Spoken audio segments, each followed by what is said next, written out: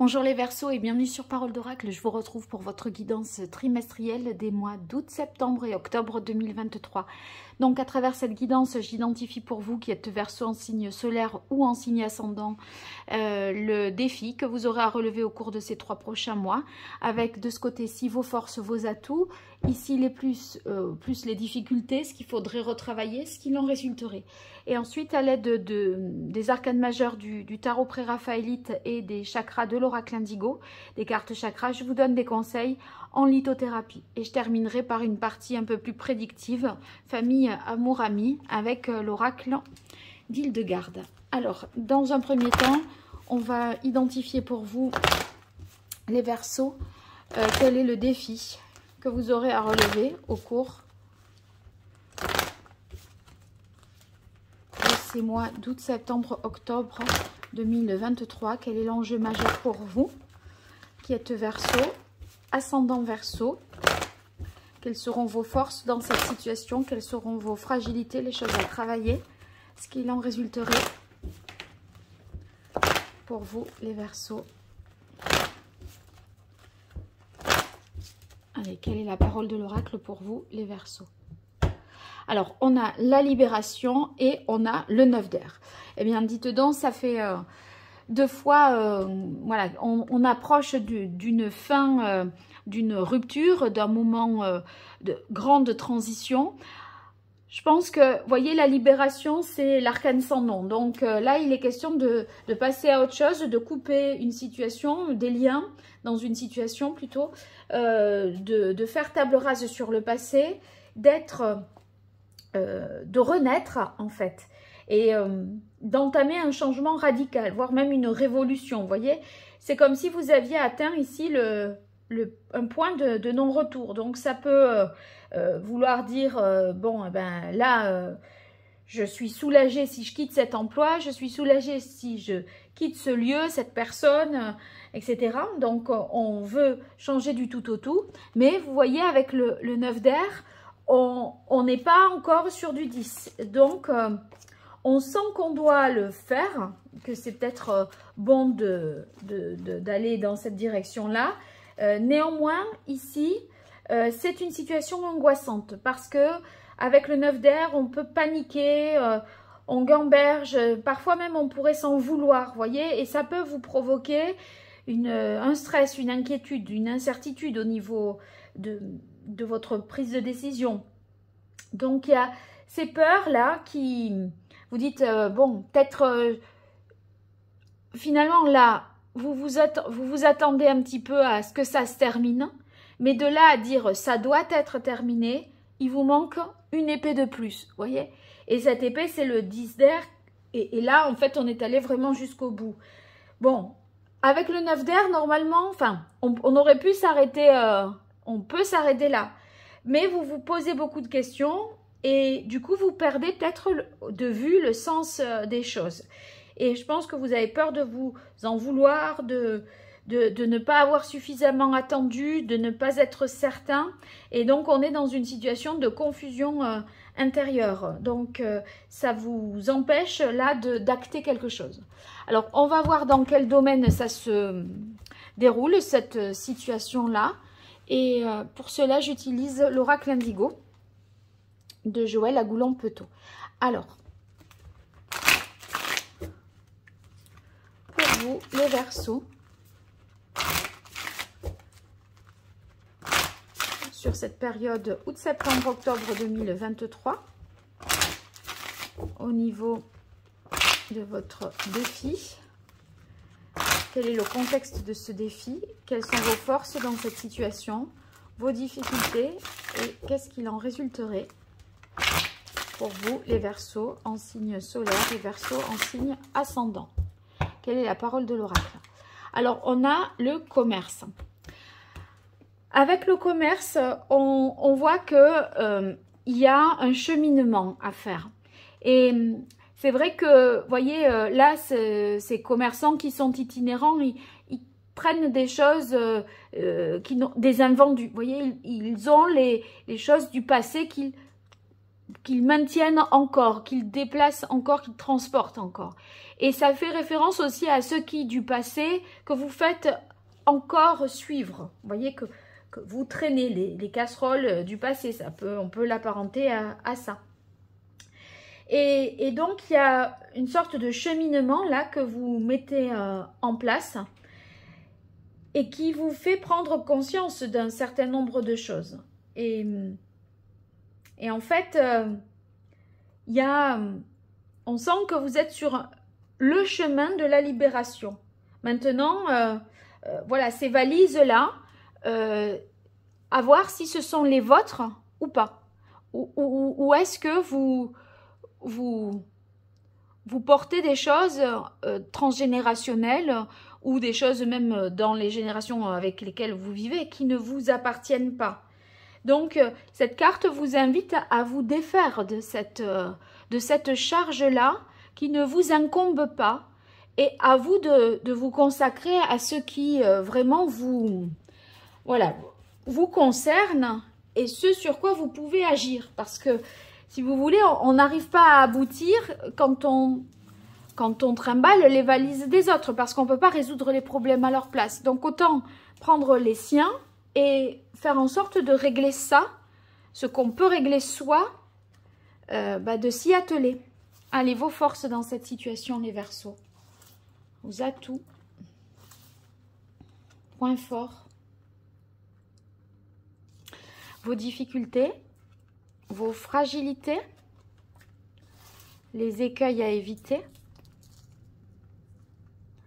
Et ce qu'il en résulterait.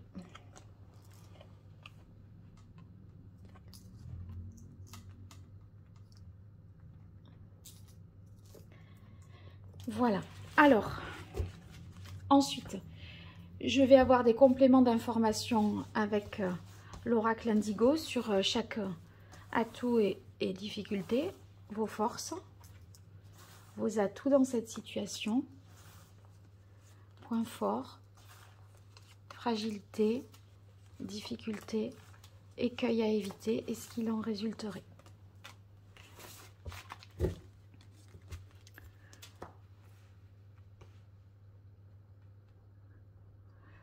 Alors, on va installer ça, que ce soit le plus agréable possible pour vous.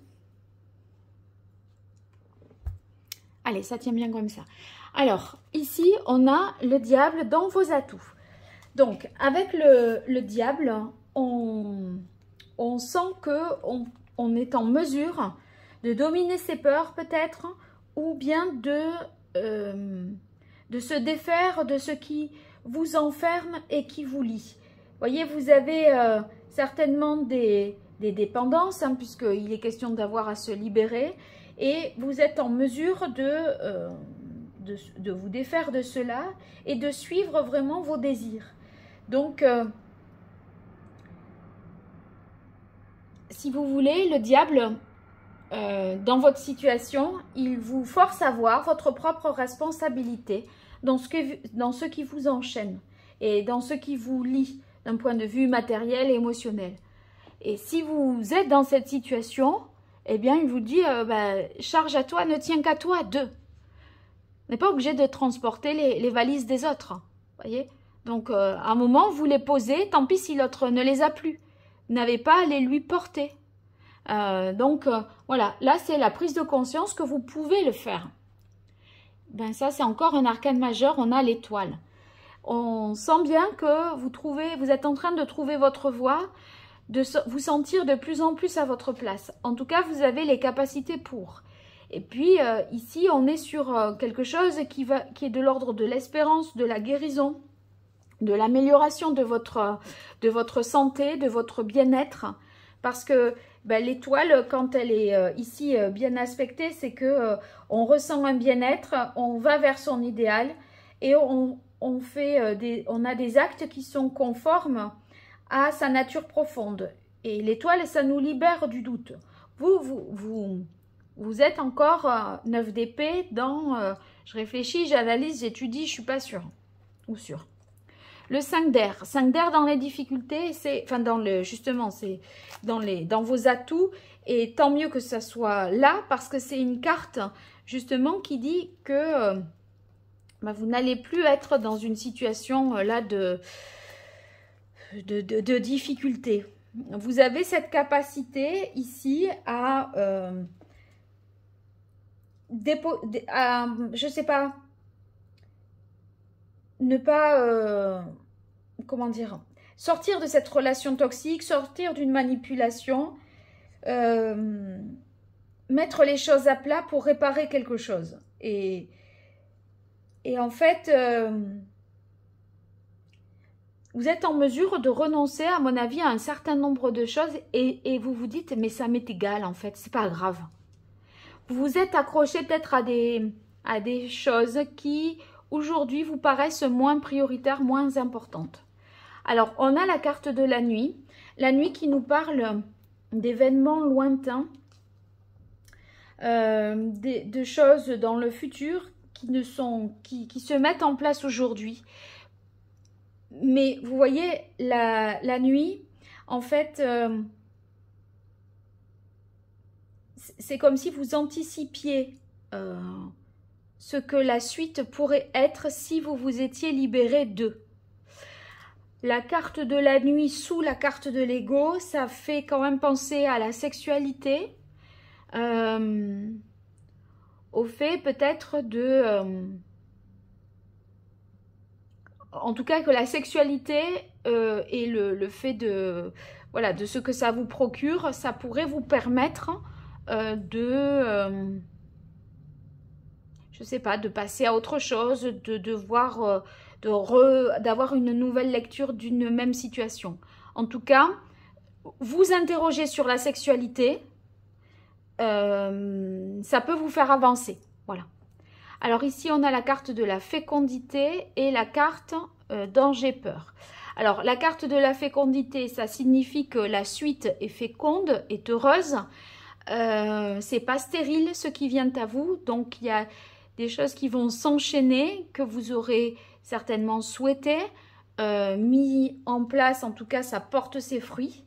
La carte de la fécondité, ben, ça veut dire que c'est pas parce que c'est la fin d'une situation que c'est la fin de tout. Il y a beaucoup de choses encore à créer, à mettre en place. La vie continue et c'est pas terminé.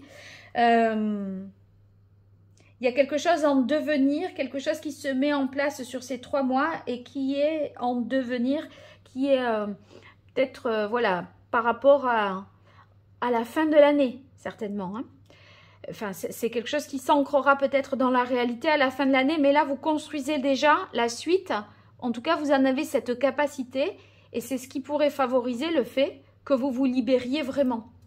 Alors, on a la carte danger-peur. Eh bien, ici, dans vos atouts, ça signifie que vous avez de moins en moins des doutes. Vous êtes de moins en moins inquiet par rapport au fait d'en finir avec une situation, de passer à la suite. La suite vous fait moins peur.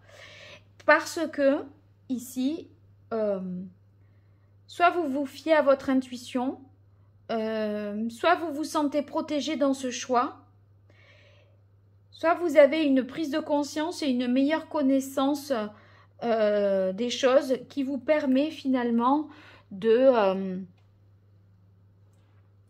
soit de mieux maîtriser le sujet, mais d'avoir des actes plus justes parce que conforme à une réalité voilà, que vous appréhendez d'une façon plus claire. Alors, dans les difficultés, on a le 9 de bâton. Avec le 9 de bâton, j'aurais tendance à dire que on se méfie avec le 9 de bâton, hein. Vous avez... il y a de la suspicion parfois. Et... donc, ça vous demande d'examiner, de vous interroger. On est très, très prudent. Et puis, bon, c'est dans les difficultés. Donc, le problème, c'est que trop de prudence paralyse, vous voyez. Et ça rend un peu impuissant. Parce que, ben, on préfère ne rien faire que faire.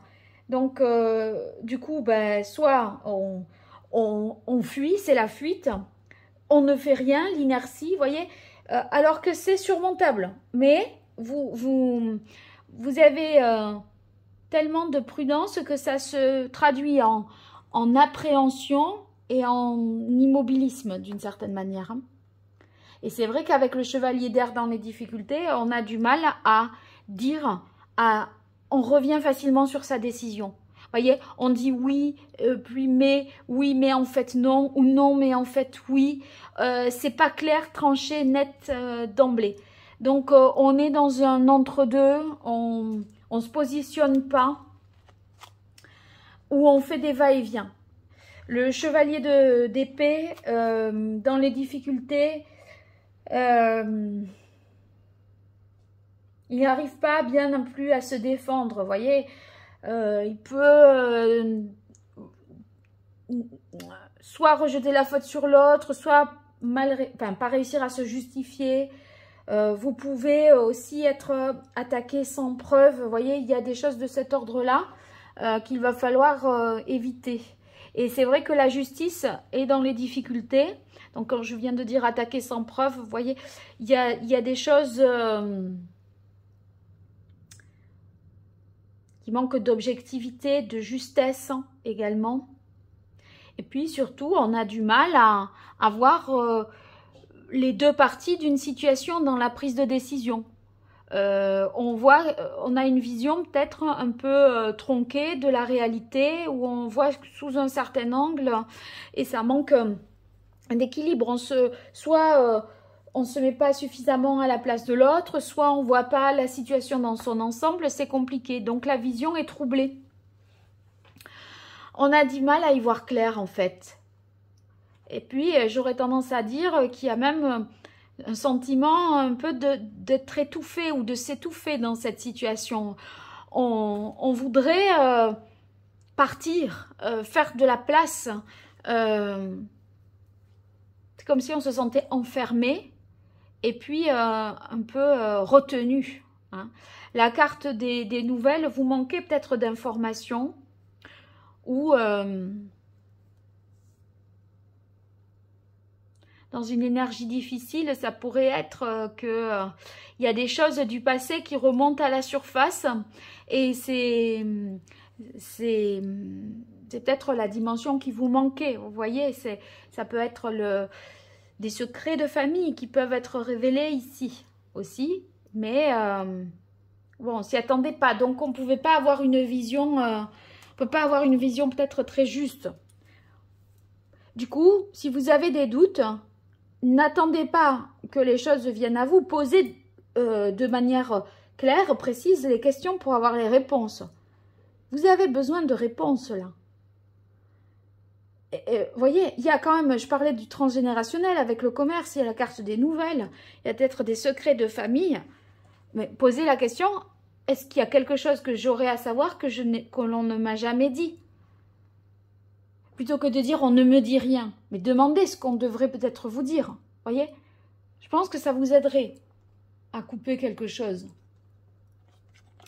Alors, on sent que à l'automne justement, on a l'as de terre. Donc, voyez, à la fin de cette période-là, vous êtes dans une énergie d'un nouveau départ. Parce que l'as de terre, c'est très concret. Hein, on est dans les deniers, donc dans ce qui est tangible, matériel, réel, la réalité. Et il y a ici une nouvelle opportunité qui s'offre à vous, une chance qui vous est donnée sur quelque chose de matériel peut-être, et qui en tout cas pose des bases plus stables, plus solides pour quelque chose du futur, dans le futur.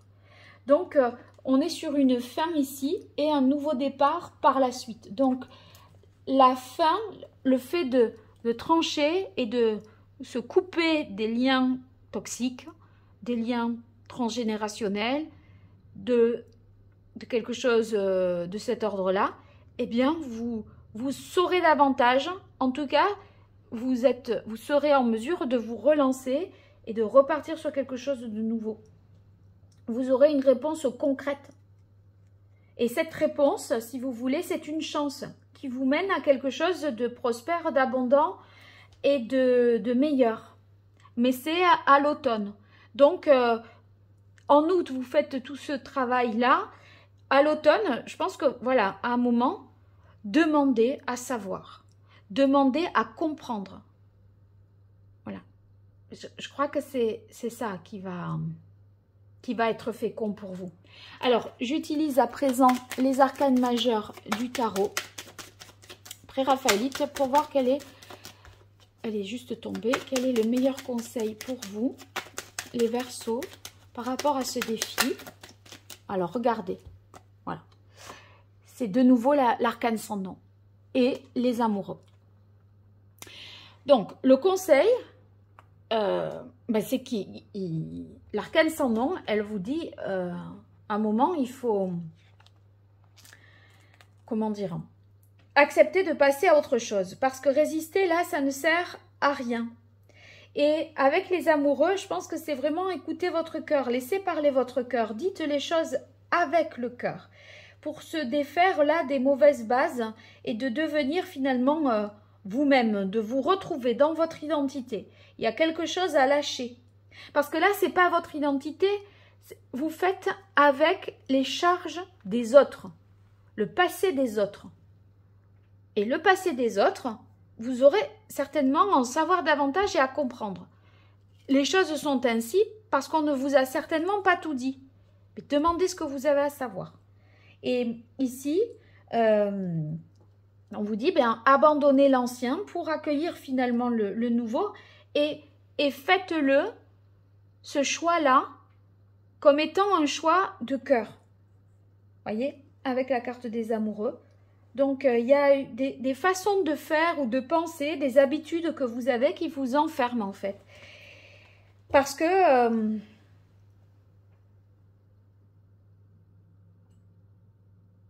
il y a quelque chose de l'ordre du sentiment qui a été certainement occulté ici. Alors, on va voir quel est le chakra qu'il conviendrait de rééquilibrer. C'est vous qui allez ressentir ce qu'il vous faut. Et ce qu'il vous faut, c'est quelque chose qui nécessite cette transformation. Voilà, en gros, c'est ça. Alors, quel est le chakra que vous devriez